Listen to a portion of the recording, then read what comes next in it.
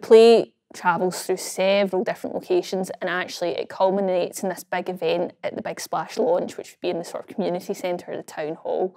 And it became evident quite quickly that with the director Finn and myself, it felt like having the town hall almost as the base in which all the different areas of the story could happen in. And so yeah, it was sort of roughly based around a sort of civic space, and that was another key word that the director gave me in the first place. It was a toss-up between the civic spaces and the corporate spaces being in sort of clashing with each other as a theme throughout the show. So the set basically it had a sort of similar layout to a community centre, in which it had a wooden floor area, almost like a sort of kind of dance floor, kind of work floor area with the carpet around it. And then the design of the wooden slats in the set is really similar to what you can sort of see in loads of like 70s or new build offices, town halls, some homes. It's kind of like, and also there's a gentle sort of Scandinavian nod to it, which is sort of interesting with the original sort of history and story of the play.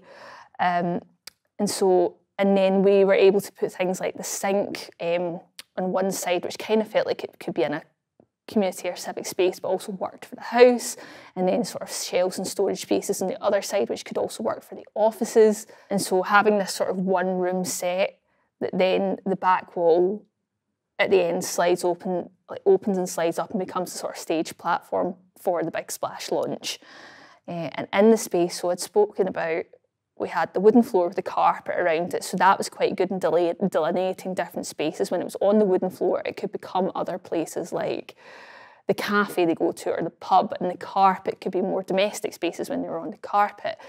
And then it was sort of modular, so there was 2 bookend flats, and then there was also LED batons sort of built into the wood, which was great in terms of Catherine Williams, lighting designer, could light up certain batons to create certain spaces within the one big space.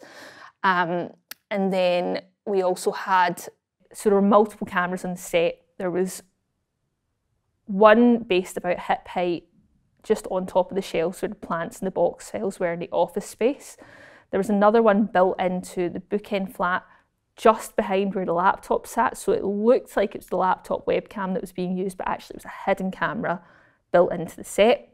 Across from that, up high, there was another camera that was pointed down into the space, and at the back of the stage where you had the 2 hidden spaces, so there was the podcast studio and that was stage right, and the car park space, which was stage left, they both had cameras pointing in from the wings in order to get those 2 shots as well. And then that obviously leads up to there being the big projection screen above, which kind of again feels similar to the sort of things you can see in community centres and town halls, but also at like a corporate launch as well.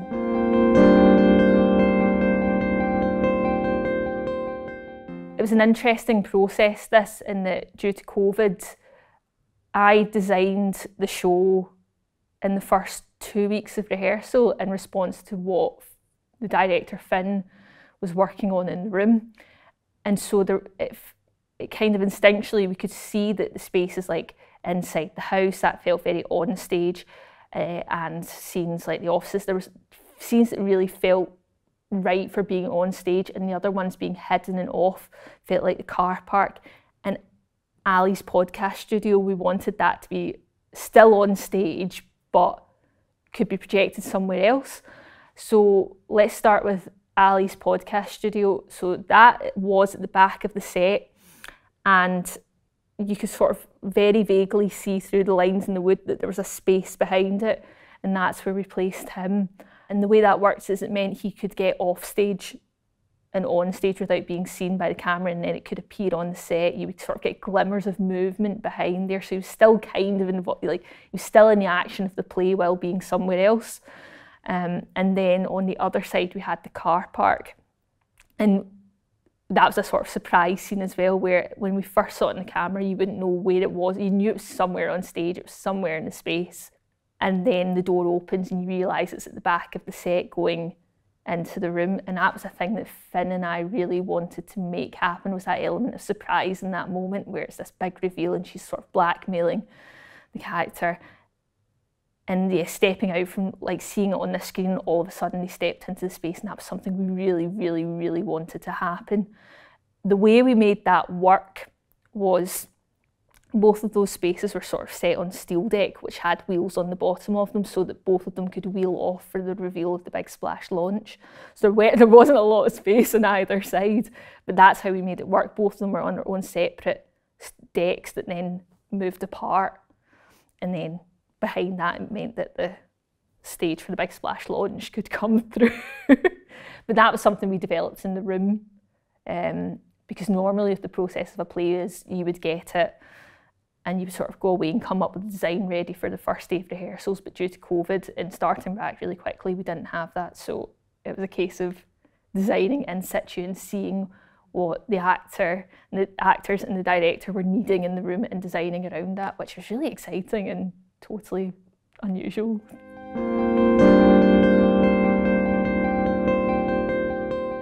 The first time I read the script, it became really clear there was at least maybe 10 different locations. And one of the ways when you've got any sort of show like that, in my process, I tend to write down all the locations and try and find a common denominator that can be used between all of them.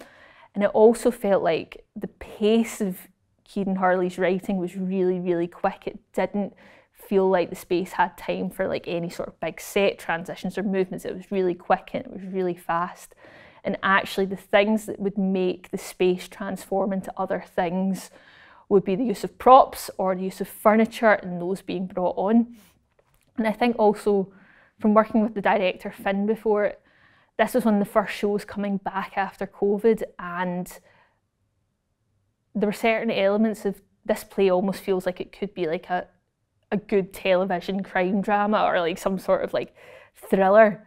And we wanted that feeling, but we also wanted the audience to be using their theatre imagination again. And so it's not giving them every single element of realism and having to, the thing as an audience member where you're watching it and you make up the world around the characters based on what's on stage yourself. Like, so the audience are doing a bit of the work as well, which is actually a bit more interesting and is more theatrical. So that was a massive factor in it, is like using your theatrical brain again after months of watching film and television. But it felt like, again, at the start of the process, it felt like the community halls and the civic spaces were a really good base and a good setting for all the different action to happen in. And that's really interesting as well, because this play was originally, pre-COVID, meant to go out to community centres and town halls. It was originally designed by a designer called Rosanna Vise, and yet her and Finn had come up with a concept of taking this to all the different town halls and centres. And we had to take some of the sort of concepts about the sort of folding tables that you would find in town halls, the red sort of plush chairs, and then find a way of getting that feeling of those civic spaces and putting it in a proscenium arch end-on space for these audiences. And then that would tie us then back into this big culminating moment of the Big Splash launch, where you have this big moment and this big outspill, and that sort of feeling like it all culminates and leads up to that point in the play.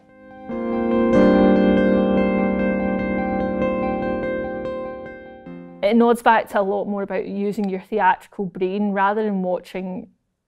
When you watch a set that, say, transforms from one location to another with a lot of detail, it becomes quite filmic and quite similar to film and television.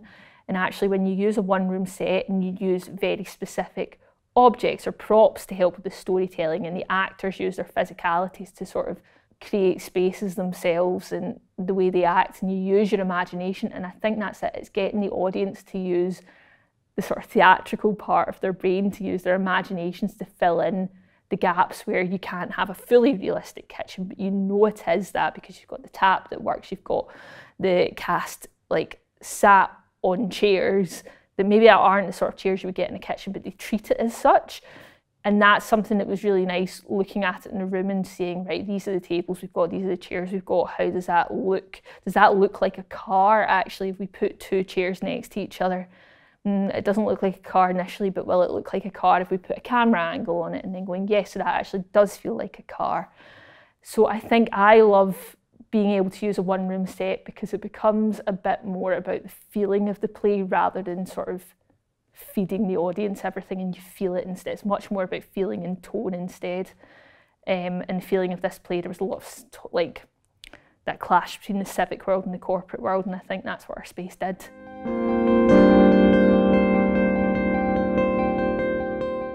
So the first time I read a script, I try not to write any notes. I just want to get a sense of the feelings it evokes in me.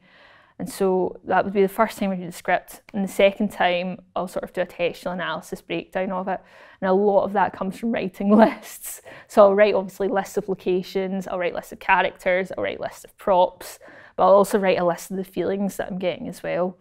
And then that means later down the process, when I'm starting to develop things, I can always go back to my lists and think, right, have I ticked off, it needs to do this space, it needs to do that space. Have I ticked off, is that prop right for this character? It can be, I think it's almost a case of just writing down a lot in order to get it out of your head, and it allows your creative brain to go off and do something else. But once I've got those lists down, I'll then go to the director. So I went to Finn and we had another conversation about what the space needed to do. And I think because this text had lived in Finn's head for so long, he had a really good grasp of what he needed the space to do and what it needed to feel like.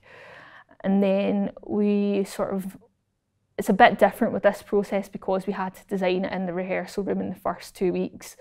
But then the next step is sort of doing research, so finding images of spaces that would be similar to the play, places that would be similar to the play, people, like whether that's through books or you might find a visual reference from watching a television show, you might see something in a museum, you might see someone walking down the street. It can totally come from anywhere, and it's sort of just keeping your eyes and ears open and sort of going down rabbit holes of trying to find things. And with this show, we found actually the images of the wooden slats were so common in community centres and architecture in Scotland, but also in sort of Scandinavian countries and Scandinavian design. And it felt like a really good fit for the play. It kind of felt like it was the two different worlds of the play combining into one. And then I sort of normally would start making a model box. And with this, sort of model boxes take an incredible amount of time. And with this, we did it digitally on the computer, the model, so it meant I could sit in the room, work on the computer as they were rehearsing and see what was happening. It's also really good now. I think digital models are becoming more and more prevalent because the cost and the time, but also sort of environmentally, they're more sustainable, and it's sort of easier to pass on sort of like digital models in terms of like giving drawings to builders but I mean, they don't suit everyone, digital models, but they're becoming more and more used in theatre. And it's programs like Google SketchUp, which, I mean, you can get a free version of that and anyone can have a play on it, instead of the traditional 1:25 scale model. And then obviously we go through costume. So in terms of costume design, it's sort of notes on characters. A lot of this felt like really modern contemporary people. So we were looking at modern female politicians, and we were looking at sort of people you would expect to find in towns in the west of Scotland. But yeah, again, your references, it's about really thinking of the feeling and what it looks like, and whether or not you find that on something like Pinterest, or it's in a book, or it's in a film that you've seen, and then being able to relay that to your director and making sure you're both on the same page. And also Finn's a really good visual director as well. He'll show me images of things that have popped into his head. It doesn't always have to be the designer showing images. The director might say, I've got a feeling of something that's in my head, it looks like this. And that's a great way into trying to find out what the space and what the characters are going to look like. And then it gets built, and then you work with your builders and you work with your costume supervisor to find all of these, and you present it to the cast normally on the first day of rehearsals, but actually it was on the third week of rehearsals that we did that. And then it gets realised and all of a sudden you've got a show.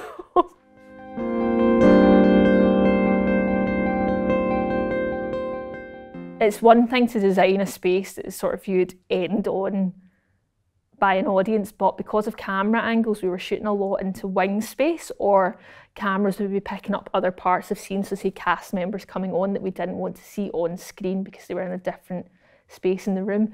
And so actually, given a wee bit more maybe hindsight or a bit more time to develop what the set looked like on camera more when it was pointing into the wing space, instead of sort of seeing a lot more of the sort of black tabs and things like that. I think if I could do the show again, yeah, I'd want to sort of develop more about what the set looked like on camera and from those different camera angles, rather than just focusing on what I normally do for my job, which is focusing on what the audience see when they're sat in the theatre looking in one direction, and actually think, right, okay, so they're going to see a camera pointing that way, so the set on the camera is going to look like this. Maybe I should add something in here, or do I want to hide something somewhere else?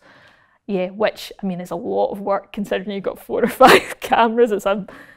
Because there are loads of theatre makers who do that really well. I think one of the ones would be Katie Mitchell as a director, in that you see sort of space end on, and the cameras within the space, when you see the interiors of these rooms, it looks really realistic and really full and really visually, yeah, the visual compositions are really, really strong, and I think that's something I would want to explore more as part of the process of working with AV again.